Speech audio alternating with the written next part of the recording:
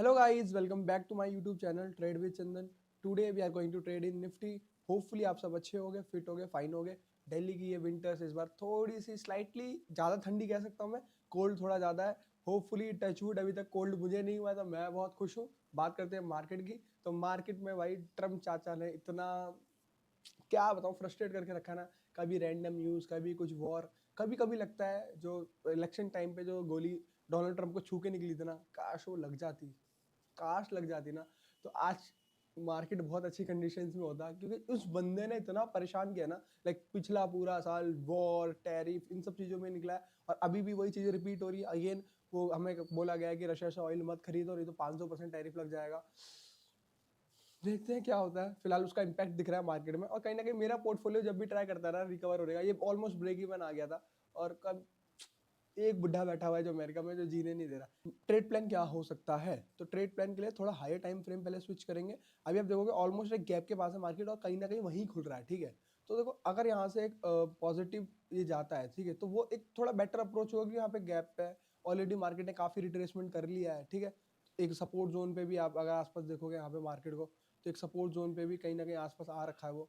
But अभी क्या है कि उसको फ्लो में ऊपर निकलना है. अगर पहली 5 मिनट की कैंडल एक बुलिश कैंडल बन जाती है, तब तो चलो कोई सेंस बनाता है यहाँ पे. ठीक है, कि एक अच्छी खासी बुलिश कैंडल बन जाती है ऐसे करके, फिर हम सोच सकते हैं चलो ठीक है, सपोर्ट लेवल से फिलहाल एक रिकवरी देखने को मिल सकती है. यहाँ पे एक रिकवरी देखने को मिल सकती है.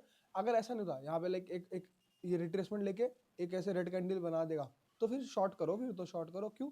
फिर ये लेवल्स आपको शॉर्ट करने पड़ेंगे, आपको ये लेवल्स तक शॉर्ट करने पड़ेंगे. तो लेवल्स नीचे काफ़ी अच्छे हैं ओवरऑल. अगर यहाँ से सेलिंग प्रेशर आता है, जो मेन टारगेट्स जो मैं एक्सपेक्ट कर रहा हूँ, दैट इज 25,500, ये लेवल्स आपको देखने को मिल सकते हैं. आई एम नॉट सेइंग कि आज ही मिल जाएगा, क्योंकि कल भी काफ़ी सेलिंग प्रेशर था मार्केट में. एक ना वॉलेटाइल मार्केट हो सकता है, मतलब आपको स्मूथ नहीं मिलेगा. मे बी मार्केट थोड़ा ऐसा हो सकता है कि पहले सेलिंग प्रेशर जाएगा यहाँ से मार्केट में, रिट्रेसमेंट लेगा, थोड़ी वॉलेटिलिटी करेगा. क्योंकि आप देखोगे ना, लास्ट 1-2 दिनों में स्मूथ पैसा कमाया है बायर्स ने. ठीक है, यहाँ पे सेलिंग प्रेशर था और नेक्स्ट यहाँ पे भी अच्छा खासा सेलिंग प्रेशर देखने को मिला था. तो होपफुली लेट्स सी क्या होता है. अभी कल का मार्केट तो बहुत ही ब्रूटल था, वन साइड सेलिंग हुई है पूरी. तो थोड़ा टफ आज का ना मार्केट, थोड़ा टफ है. और आज अगर टीपी हिट होता है ना, तो मेरा सारा डीडी रिकवर हो जाएगा. मतलब जो भी मैंने नवंबर में और अक्टूबर में थोड़ा बहुत किया था, लॉसेस किए थे. तो अभी एक अच्छी बात क्या है कि मैंने एक बहुत हार्ड डिसीजन लिया है.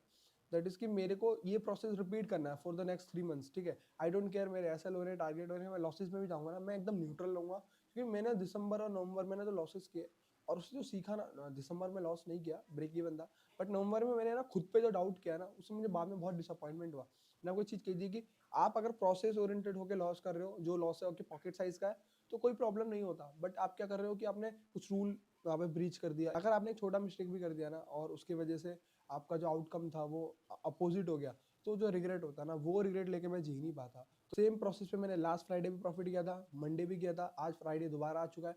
अभी क्या 2-3 विनिंग स्ट्रीक्स भी हो चुकी है, तो क्या पता स्टॉप लॉस भी हिट हो जाए, मे बी एक ब्रेक इवन ऐसा लेट हो. लेट्स सी जो भी होता है, एक बार एंट्री बनाता हूँ तो आपको अपडेट करता हूँ. गाइस अभी ना मेरे साथ जो चीज हुई मैं आपको दिखाता हूँ. मेरा मतलब प्रैंक हो गया, मार्केट ने काट दिया मेरा. देखो पहले क्या हुआ, पहले इतनी जैसे हमने कहा था कि एक जोन पे यहाँ पे बाइंग लेवल आ सकता है, इतनी स्ट्रॉन्ग कैंडल बनाई. अगर मैं आपको कैंडल यहाँ पे अगर मैं एक बार मेजर करके दिखाता हूँ, दैट इज अराउंड, अगर आप बॉटम से लोगे तो 70 पॉइंट्स का कैंडल बना. ठीक है, उसके बाद क्या हुआ, मैंने वेट किया, मैंने रूल है कि जब वो हाई क्रॉस नहीं होगा मैं बच गया.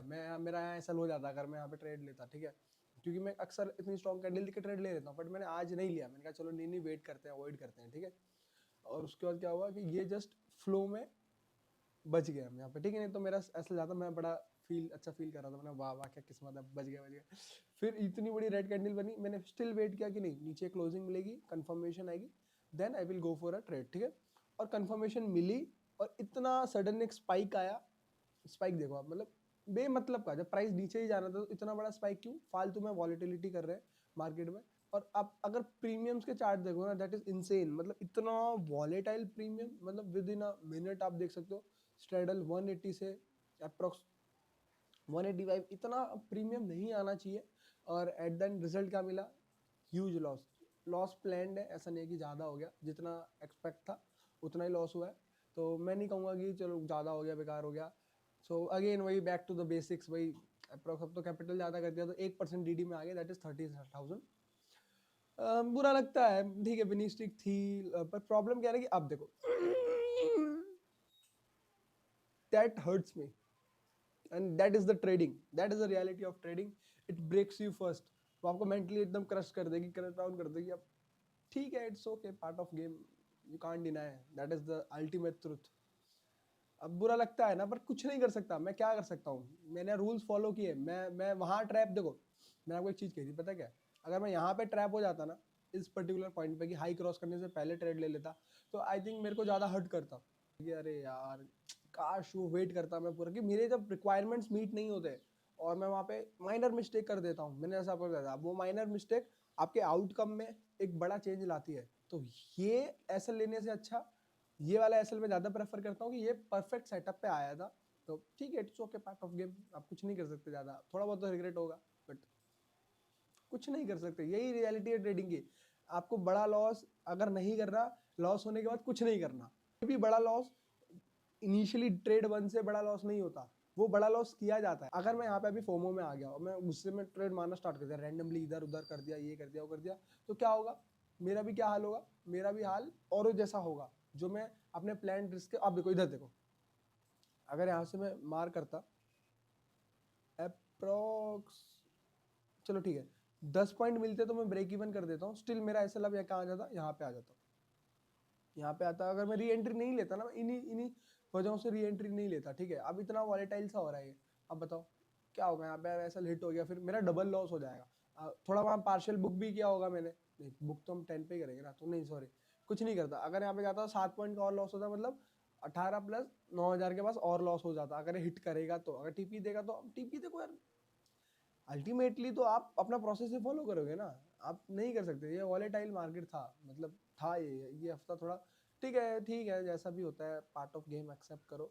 ज़्यादा रोना धोना नहीं चाहिए. जनवरी ब्रेक इवन आ चुका है अप्रॉक्स, नॉट ब्रेक इवन, थोड़ा फिर भी ग्रीन है, बट मैं उसे ब्रेक इवन ही कंसिडर करूंगा. तो ये देखो, मैं री एंट्री करता तो मेरा क्या हाल होता. अब यही होता है, ये पॉइंट सीखने वाला क्या है कि जो भी आपने रूल फॉलो किए हैं, देखो अगर वो टारगेट मिलना था तो एक बार में मिल जाता. बहुत रेयर होता है कि ठीक है वो पहले स्पाइक दिया उसने, इतना बड़ा मेरा ऐसा हिट किया और फिर वो नीचे आया, तो ठीक है, इट्स ओके, मतलब दैट इज द ट्रेडिंग. और मैं इमोशनली कहूँ तो मुझे कुछ फर्क नहीं पड़ता इतना, क्योंकि ये होता रहता है मेरे साथ, बहुत बार होता है. और अल्टीमेटली वॉलेटाइल मार्केट्स भी आएंगे, आपको प्रोसेस फॉलो करना है. मैंने आपको एक चीज़ कही थी कि मैं अब नेक्स्ट 3 महीने पीएनएल पे फोकस नहीं करूंगा. आई डोंट केयर कि वहाँ पे क्या लॉस होने वाला है. मेरा दिमाग में बस एक ही चीज़ रहेगी, प्रोसेस ओरिएंटेड बनो, प्रोसेस को फॉलो करो, जो भी रूल्स रेगुलेशंस है उनको फॉलो करोगे. लॉसेज होंगे कोई बात नहीं, प्रॉफिट आएंगे अच्छी बात है, बट मैं प्रोसेस से नहीं डिस्ट्रैक्ट होने वाला. क्योंकि मुझे पता है मैंने एग्जीक्यूशन मिस्टेक्स करी है पिछले साल थोड़ी बहुत, एंडिंग टाइम पे अगर मैं वो नहीं करता चीज़ें और बेटर हो सकती थी. और ठीक है, पिछले साल जितना कमाया है उसका ही रिस्क लेके एग्रेसिव ट्रेड हो रहा है यहाँ पे. और ऐसा नहीं है कि ठीक है बहुत अनप्लान्ड रिस्क है, तो जितना रिस्क लो, मैं सबको ही कहता हूँ अगर आप ट्रेडिंग कर रहे हो, फर्स्टली आप एक सोर्स ऑफ इनकम होना चाहिए एक्स्ट्रा अपार्ट फ्रॉम ट्रेडिंग. मैंने वो इस साल बना लिया है. अब मुझे क्या है कि ट्रेडिंग से पैसे नहीं भी आएंगे तो मुझे कोई फर्क नहीं पड़ने वाला. तो मैं एग्रेसिव क्यों जा रहा हूँ, क्योंकि मुझे पता है अब मुझे यहाँ से अपना घर नहीं चलाना. तो इस चीज़ को समझो, अगर आप ये चीज़ समझ गए ना, आप ट्रेडिंग बहुत फ्रीली होके कर सकते हो. ठीक है, सेकेंडली मैंने पिछला साल जो 2025 ठीक ठीक प्रॉफिट कमाया. अगर मैं थोड़ा बहुत रिस्क नहीं लूंगा, देखो वाई आई चूज ट्रेडिंग, अगर मुझे रिस्क नहीं लेना तो मैं इन्वेस्टमेंट भी तो कर सकता हूँ ना. ट्रेडिंग क्यों कर रहा हूँ, क्योंकि मैं थोड़ा सा ज़्यादा रिस्क लेके ज़्यादा रिटर्न बनाना चाहता हूँ. तो जो ज़्यादा रिस्क ले रहा हूँ तो मैं ना वो वॉलेटिलिटी, ये वाली वॉलेटिलिटी है ना, वो ये है. तो ठीक है, इट्स टोटली फाइन, ये भी फाइन है. थर्डली, मार्केट में मुझे ऑलमोस्ट 4-5 साल हो चुके हैं. अब मैं एक टाइम पे आके स्टक हो चुका हूँ. ठीक है, वो मेरे को वो एवरेज 12-13-15% नहीं कमाने. ठीक है, मेरे को देखो ठीक, आई एम नॉट सेइंग कि वो ठीक रिटर्न नहीं है, बेकार रिटर्न है, बट अब इतने साल का पेशेंस डिसिप्लिन जो बिल्ट हुआ है, अगर मैं उसको अच्छे से यूज़ नहीं करूँगा, यूटिलाइज नहीं करूँगा, तो आई थिंक मुझे मेरा पोटेंशियल फिर वेस्ट होता हुआ दिखेगा. वो मेनली इतना एग्रेसिव जाने का एक ही रीज़न है, right now I have one extra source of income. तो मुझे ट्रेडिंग पे, जहाँ तक पिछले साल तक मुझे टोटली ट्रेडिंग पे डिपेंड होना पड़ता था, अब वो नहीं है. तो मुझे अब फर्क नहीं पड़ता इमोशनली. मुझे पता है अगर मैं पूरे साल प्रोसेस फॉलो करूंगा, जैन टू दिसंबर 2026 मैं प्रॉफिट में ही क्लोज करूंगा. यार 4 साल 5 साल गुल्ली डंडा थोड़ी ना खेला मार्केट में, चीजें सीखी तो है.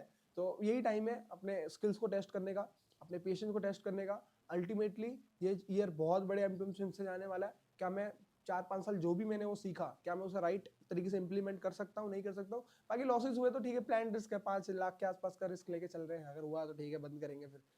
कुछ और करेंगे, बट करेंगे तो इधर ही कुछ करेंगे। सो गाइस वीडियो अच्छा लगा, वीडियो को लाइक करना, चैनल को सब्सक्राइब करना, और जिन लोगों ने भी अभी तक मेरे को इंस्टाग्राम पे फॉलो नहीं किया या टेलीग्राम का लिंक डिस्क्रिप्शन में ज्वाइन नहीं किया, टेलीग्राम क्यों, जितने भी फॉरेक्स रिलेटेड ट्रेड होते हैं सारे वहीं अपडेट मिलता है। वाई इंस्टाग्राम गिव अवेज मिलते हैं वहाँ पे, मेरी डेली लाइफ जो भी अपडेट रहते हैं, मेरे ट्रेड्स के अपडेट होते हैं, सब कुछ आपको इंस्टाग्राम पे मिलता है। अगर आपको कोई डाउट भी है तो आप मुझे वहाँ पूछ सकते हो, तो इंस्टाग्राम आप सबके लिए ओपन है।